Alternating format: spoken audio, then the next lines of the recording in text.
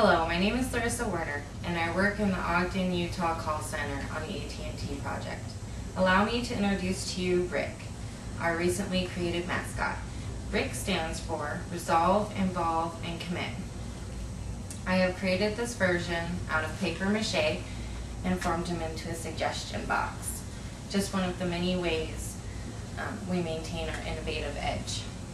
I chose a penguin because of the commitment penguins demonstrate throughout their lives.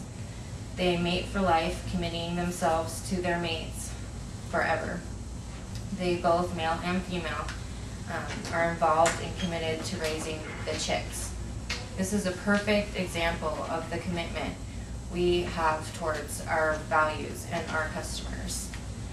So just really quick, Rick has got his fancy little headset and he's got his big smile. The suggestions go into the top of his head, and then when you turn him around, he's got his cape with the Teleperformance logo on it, and then resolve, involve, and commit on it, and then you lift up his tail to get the suggestions out of the suggestion box.